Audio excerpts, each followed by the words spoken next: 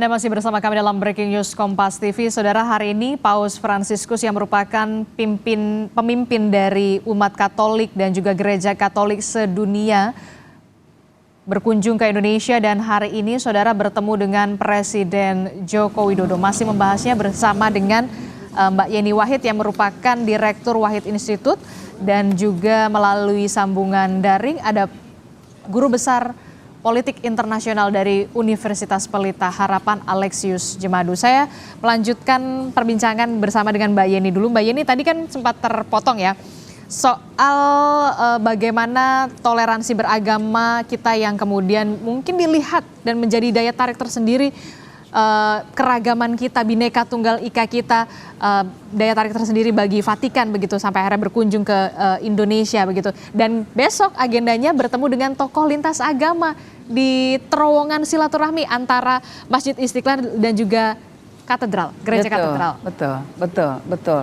Dan itu kan menjadi simbol besar di dunia.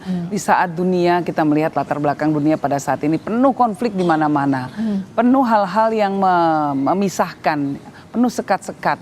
Ya, sekat-sekat itu dilandasi oleh adanya perbedaan, kadang perbedaan keyakinan, perbedaan suku dan lain sebagainya. Justru negara Indonesia, masyarakat Indonesia itu punya inisiatif untuk justru mencari titik-titik temu, untuk mencari ruang-ruang perjumpaan. Nah, salah satu simbolnya adalah terowongan silaturahmi yang menghubungkan Masjid Istiqlal dan Katedral. Dan kita mesti ingat juga bahwa Masjid Istiqlal itu arsiteknya kan Kristen. Nah, jadi artinya simbol-simbol pluralismenya sudah banyak sekali. Simbol-simbol toleransi luar biasa yang ada di Indonesia.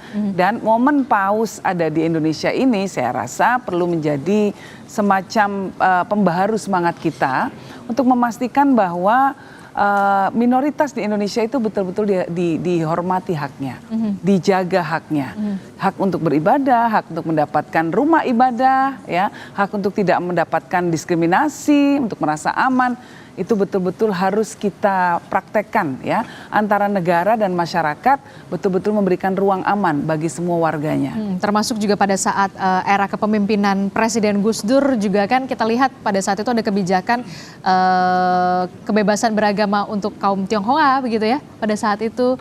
Kemudian juga Hari Raya Imlek menjadi Hari Raya Nasional pada saat itu. Betul. Menjadi apa ya, bentuk juga toleransi beragama yang kemudian dibawa oleh Presiden Gus Dur begitu ya? Betul, karena Gus Dur hanya ingin mempraktekkan ajaran Islam sesungguhnya sebagai seorang Muslim yang baik gitu ya, bahwa semua orang bebas untuk beribadah, semua orang boleh mencari Tuhan dengan caranya masing-masing, ya, dan negara punya tugas untuk memfasilitasi kebebasan beragama itu. Nah, jadi sebetulnya nggak ruwet ya kalau katanya Gus Dur gitu aja kok repot gitu aja ya. Kok repot ya, benar. Nah, itu sebenarnya begitu. Negara fungsinya apa sih? Untuk melindungi warga. Warga maunya apa sih? Warga kan hanya ingin bebas beribadah, bisa makmur hidupnya, bisa sejahtera, anaknya bisa sekolah, dapat pekerjaan, simple kan? Nah, gitu aja kok repot. Gitu aja kok repot, jangan dibikin ruwet ya. Iya. Oke, saya ke Pak Alexius. Pak Alexius, dari segi politik internasional, apa sih sebenarnya keuntungan bagi Indonesia dan juga keuntungan dari Vatikan dengan adanya kunjungan dari Paus Fransiskus ini, Pak Alexius? Ya, keuntungan bagi kita kunjungan Paus Fransiskus ini bisa afirmasi, ya, pengakuan terhadap Indonesia selama ini yang merupakan negara berkembang yang besar ya, dengan penduduk 270 juta, kemudian keragaman yang begitu kompleks, tetapi kita bisa hidup damai. Itu persembahan Indonesia ke dunia untuk membangun perdamaian dunia, itu besar sekali itu dampaknya. Nah, hari ini dengan kunjungan Paus itu satu kebanggaan bagi Indonesia, bahwa Indonesia ini adalah satu proyek perdamaian yang dipraktekkan oleh orang Indonesia sendiri di tengah keragaman kita, ya, bahwa demokrasi itu diterima secara luas ya oleh rakyat Indonesia, oleh ormas keagamaan, dan ini merupakan suatu modal besar, portofolio bagi Indonesia yang menyatakan dirinya sebagai kekuatan perdamaian dunia sesuai dengan amanat pembukaan UUD 45. Jadi hari ini Indonesia mempresentasikan dirinya ke dunia apa yang bisa Indonesia tawarkan ya. Karena dunia seperti kata Mbak Yeni tadi dilanda konflik. Kita lihat di Gaza ya, ada persoalan kemanusiaan yang luar biasa.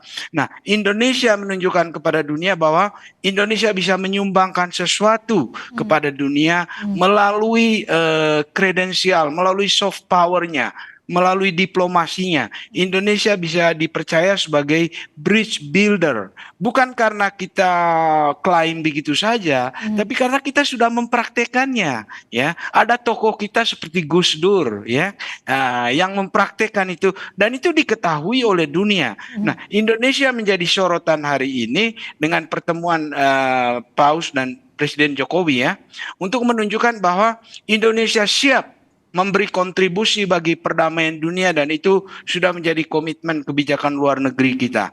Itu Mbak Adisti. Termasuk juga membawa misi perdamaian untuk Palestina ya, yang juga harus benar-benar dikonsentrasi baik itu dari Paus Fransiskus dan juga Presiden Joko Widodo. Dalam hal ini kita Indonesia yang memang sudah jelas kita ini menghormati dan juga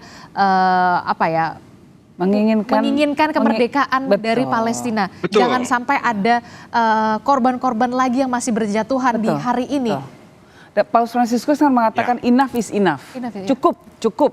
Betul. Cukup yang sedang terjadi ya, kebiadaban yang sedang terjadi. Karena ini bukan soal agama, tapi kemudian soal kemanusiaan. Kalau kita melihat ya, Pak Lusius juga pasti setuju dengan apa yang saya ucapkan. Paus Fransiskus itu jauh melampaui sekat agama. Ketika beliau membasuh kaki pengungsi Syria, ya, seorang perempuan Syria pakai jilbab, dibasuh kakinya, dicuci kakinya. Itu kan menunjukkan bahwa beliau itu sudah melampaui sekat-sekat agama. Ini orang Muslim yang dibasuh kakinya. Artinya beliau mengedepankan prioritas utama adalah kemanusiaan. Nah, kalau sudah seperti itu, tentu sekat-sekat keyakinan kita itu sebetulnya menjadi kekuatan justru yang harus menjadi tenaga besar kita untuk membangun peradaban yang lebih baik lagi bagi umat manusia. Artinya segala bentuk intimidasi, kekerasan, pengeboman dan lain sebagainya tidak boleh diterima sebagai umat beragama. Itu kalau menurut saya begitu. Oke, Pak Alexius. Ya, saya garis bawahi apa yang dikatakan Mbak Yeni tadi ya.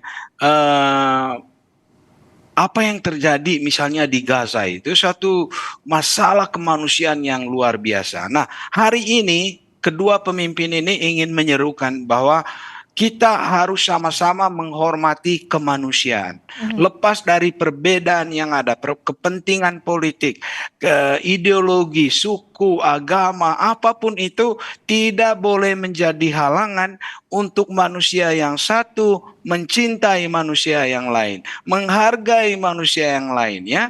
Seperti kata Immanuel Kant itu, manusia harus diperlakukan sebagai tujuan dalam dirinya sendiri. Nah, kedua pemimpin hari ini ingin menunjukkan itu ya, bahwa manusia itu adalah tujuan dalam dirinya, bukan alat, bukan instrumen untuk kepentingan politik, bukan untuk alat untuk perjuangan kekuasaan, tetapi dia adalah tujuan dalam dirinya sendiri, and in himself and in herself ya, tujuan dalam dirinya sendiri. Tidak boleh jadi alat bagi orang lain ya, untuk kepentingan ini atau kepentingan itu ya. Human dignity, martabat kemanusiaan itu harus diperjuangkan oleh semua umat beragama.